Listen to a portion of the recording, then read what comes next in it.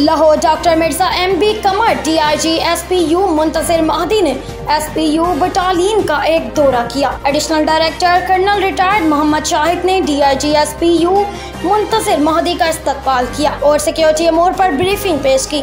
DIG SPU Muntasir Mahdi ने security अमूर का बारीक बीनी से जायजा लिया और चाइनीज से मुलाकात की। चाइनीज प्रोजेक्ट मैनेजर ने सिक्योरिटी अमूर पर मुकम्मल इत्मीनान का इजहार किया और स्पेशल प्रोटेक्शन यूनिट की सिक्योरिटी खिदमत को सराहा। इस मौका पर DIG मुंतसिर महदी का कहना था कि चाइनीज समेत तमाम फॉरेनर्स की सिक्योरिटी निहायत अहमियत की हामिल है और स्पेशल प्रोटेक्शन यूनिट के अहलकार अपने फराइज मनसबी निहायत जानफशानी से सरअंजाम दे रहे हैं। उनका मजीद कहना था कि अहलकारों की ट्रांसफर पोस्टिंग SUP के SOPs को मद्देनजर रखते हुए की जाएगी। बटालियन कमांडर को हदायत जारी करते हुए उनका कहना था कि जवानों को अच्छी रिहाइश और खाने के साथ साथ तमाम मुमकिन सहूलियात फराहम की जाएं।